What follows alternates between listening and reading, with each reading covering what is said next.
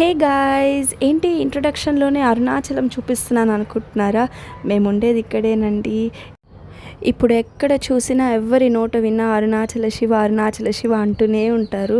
కానీ నాకు ఈ అదృష్టం 5 ఇయర్స్ బ్యాకే దక్కింది. నేను ఇక్కడ ఒక అబ్బాయిని పెళ్లి చేసుకొని అరుణాచలానికి వచ్చేసాను.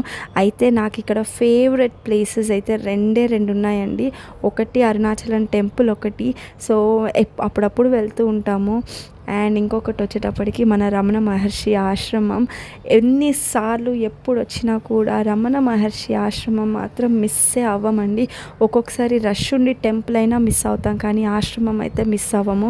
అక్కడికి వెళ్ళి కూర్చొని అలా మెడిటేషన్ చేస్తూ ఆయన గురించే తలుచుకుంటూ ఉంటే చాలా హ్యాపీగా ఉంటుంది.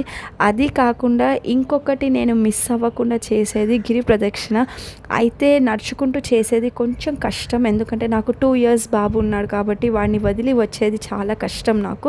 అందుకనే ఇలా వాడిని వేసుకొని బండి మీదే మేము ఒక గిరి ప్రదక్షిణ చేస్తాము. మ్యాక్సిమం ఎవ్రీ డే మేము గిరి ప్రదక్షిణ చేస్తామండి. అయితే ఈసారి మాకు అరుణాచలం ట్రిప్ ఒక 10 డేస్ ట్రిప్ వేసుకున్నామండి. సో మేము అక్కడ నుంచి మా అత్తయ్య గారు మావయ్య గారిని తీసుకొని దగ్గరగా ఉన్న సమయపురం ఇంకా శ్రీరంగంకి వెళ్ళాలని ప్లాన్ వేసుకున్నాం. అందుకే ఇలా మార్నింగే 7:30 7:45 కల్లా బయలుదేరిపోయాము. ఇంట్లోనే మా అత్తయ్య గారు ఇడ్లీ, టొమాటో పచ్చడి, పులిహోర ఇట్లా అన్నీ ప్రిపేర్ చేసేసారు. సో ఇక్కడ ఒక చెట్టు కనిపిస్తే సరే ఇక్కడే నీడగా ఉంది కూర్చుందాం అనుకున్నాము. అట్లానే ఒక బెడ్షీట్ వేసుకొని అందరం కింద కూర్చొని మా అత్తయ్య చేసిన ఇడ్లీలు, పచ్చడి అవన్నీ తింటూ మంచిగా కబుర్లు చెప్పుకుంటూ టైంపాస్ చేసాము. సో తిరువన్నామలై నుంచి సమయపురం ఒక 150 to 170 కిలోమీటర్స్ ఉంటుంది. యాక్చువల్లీ అది ఒక ఆదిశక్తి మారియమ్మల్ టెంపుల్ అనమాట. చాలా పవర్ఫుల్ అండ్ చాలా బాగుంటుంది కూడా. దానికోసం అని చెప్పి మేము అలానే బయలుదేరాం. తినేసి బయలుదేరి వచ్చేటప్పటికి 11:45 అయిపోయిందండి. సో లోపలికి వెళ్ళిపోయాము. దర్శనానికి కూడా మాకు ఆల్మోస్ట్ ఒక 1 hour 1.5 hour పట్టింది. మేము వెళ్ళింది జనరల్ దర్శనంలోనే. 100 రూపీస్ టికెట్ కూడా ఉంది, కానీ మేము అక్కడికి వెళ్ళలేదు, జనరల్ దర్శనంలోనే వెళ్ళాము.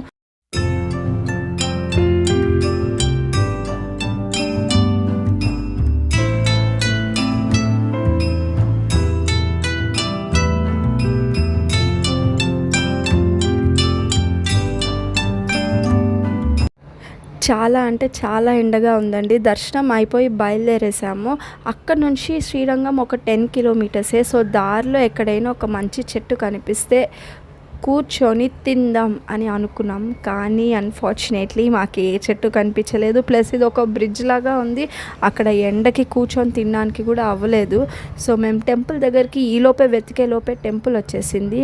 ఇక మా పరిస్థితి చూడండి. టెంపుల్ బయట ఒక ఫుట్పాత్ పైన కూర్చొని ఇదంతా తినాల్సిన పరిస్థితి వచ్చేసింది మాకు. సరే, ఏదైతే అది అయింది. దేవుడి దర్శనానికి వచ్చినప్పుడు మనకి దేవుడు ఏది ఇస్తే అది తీసుకోవాలి. By your command.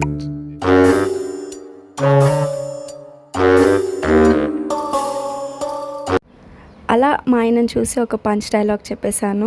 సో ఎంతమంది మీలో ఇలా ఎక్స్పీరియన్స్ అయ్యారో కమెంట్స్ పెట్టండి. ఎందుకంటే నేను ఇది ఎక్స్పీరియన్స్ అవ్వడం పర్సనల్గా వెరీ ఫస్ట్ టైం. అసలు ఇప్పటి వరకు అలాంటి ఒక ఎక్స్పీరియన్స్ నేను చూడలేదు. లైఫ్లో అన్నీ ఎక్స్పీరియన్స్ చేయాలి కాబట్టి ఇది కూడా ఒక ఎక్స్పీరియన్స్లా నేను తీసుకుంటాను. సో అలా లోపలికి వెళ్ళిపోయామండి. టెంపుల్ అయితే అద్భుతంగా ఉంది. ఎంత బాగుంది తెలుసా టెంపుల్. లోపల ఆర్కిటెక్చర్ కానీ, లోపలికి వెళ్ళిన వెంటనే చల్లగా ఉంది టెంపుల్, చాలా చల్లగా ఉండింది. ప్లస్ చాలా పెద్ద టెంపుల్. ఇదంతా చూడాలంటే మనకు ఒక రోజు కూడా సరిపోదు, చాలా రష్ ఉంది. మాకైతే దర్శనానికి ఒక 4-5 hours పడుతుందేమో అని అనుకున్నాం, ఎందుకంటే అది జనరల్ దర్శనం కాబట్టి. మేము 100 రూపీస్ టికెట్ పెట్టుకొని వేరే లైన్లో వెళ్ళిపోయామండి.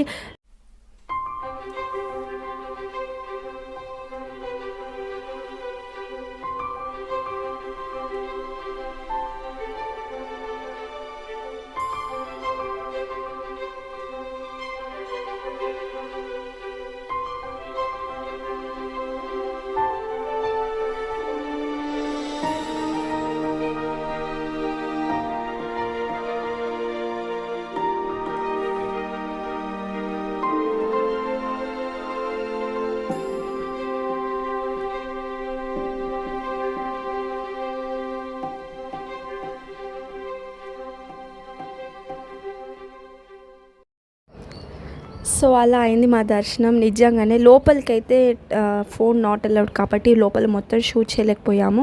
కానీ బయట అయినంత వరకు షూట్ చేశానండి. చాలా బాగా జరిగింది దర్శనం. లోపల విష్ణుమూర్తి అవతారం అనమాట, పడుకొని ఉంటారు. అది చాలా బాగుంది చూడ్డానికి. ఎంత ప్రశాంతంగా ఉంది, నాకైతే చాలా పీస్ఫుల్గా ఉంది. ఇంకా అదంతా అయిపోయాక ఒక టీ తాగేసి మేము అలానే తిరువన్నమలైకి బయలుదేరిపోయాము. తిరువన్నమలై అంటే మన అరుణాచలం. మేము తెలుగులో అరుణాచలం అంటాము, తమిళ్ వాళ్ళేమో తిరువన్నామలై అంటారు. సో అలా మేము బయలుదేరిపోయామండి. ఇంకా అలా డ్రైవింగ్ చేసుకొని వచ్చేటప్పటికి రాత్రి 9:45 అయింది. మేము 9:30 9:45కి రీచ్ అయ్యాము. ఇంకా ఇంటికి వచ్చి పడుకున్నాము. అంతేనండి ఈ వీడియో.